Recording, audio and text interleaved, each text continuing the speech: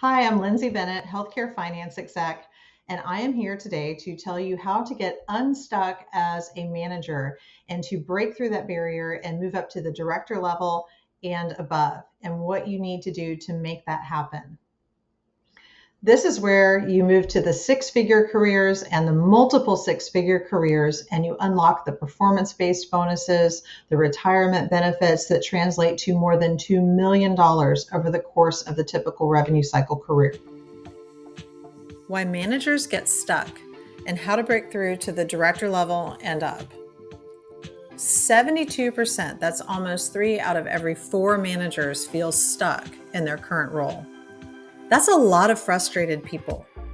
We're going to look at 5 reasons that so many managers get stuck and don't move up. Here they are. These are the 5 reasons that managers get overlooked. Number 1, they're tactical but not strategic. Number 2, they don't speak executive language. Number 3, they don't develop their teams. Number 4, they focus on short-term fixes, but not long-term solutions. And number 5, they operate in silos instead of cross-functionally. Let's take a deeper dive into each of these. Number 1, being more tactical than strategic. Managers are some of the hardest working and overworked roles. You don't get promoted, though, for working harder. You get promoted for thinking bigger and bringing value. Managers who aren't moving up are often too in the weeds, fixing errors one by one instead of fixing systems. They do everything themselves. Number 2, they don't speak executive language. Instead, they use technical jargon. They share data, but not impact. They present problems without solutions, and they don't connect to strategy or risk. I'll give you an example. A manager that says, "We have 5,000 of error code XYZ." A better way of saying that is, "We have 1.2 million in claims that are hung up due to a system setting in our new EMR. I'm working with IT to fix it by the end of the day today, and these claims should process and pay in 2 weeks." Do you hear the difference between the two? CFOs care about cash flow, and they don't want to hear about vague problems. They want to quantify the impact, and they want to know what the solution is. Number 3, they don't leverage and develop their teams. Signs that you're not developing your team are when you're working below your pay grade, you're always the bottleneck, there's no succession planning, and you're being reactive and not proactive. If you have to personally check all of your team's work before it goes out, or if you think that it's faster or less work to just do it yourself, then you're not leveraging your team. And this is where a lot of managers think that they're creating safety for themselves by keeping knowledge close to the vest. But the truth is, you're not an effective manager, and it's not in your organization's best interest. And if you think that your boss doesn't see that, you're mistaken. Effective managers, the kind that move up, empower their teams. People who are confident in the value that they bring are not scared or reluctant to share their knowledge. Number 4, they chase short-term fixes.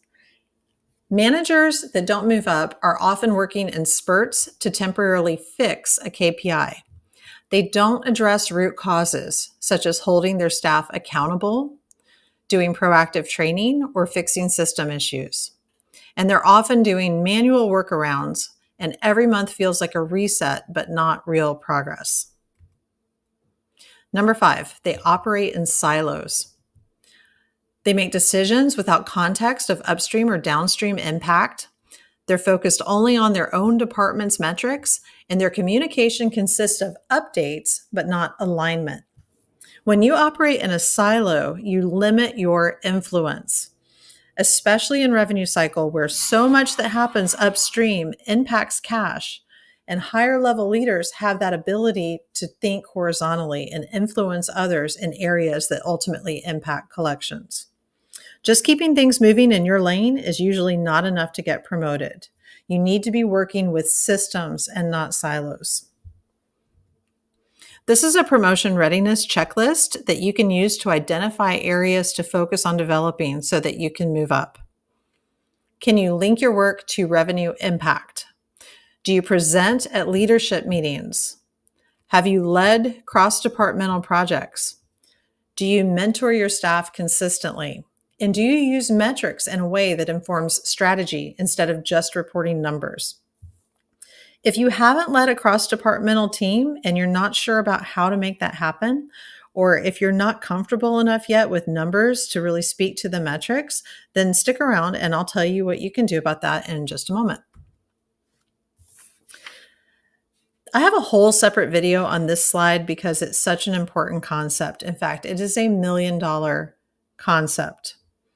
Moving up is not just about recognition or a title change. Raises compound like investments. I'm going to say that again because it is so important to understand this.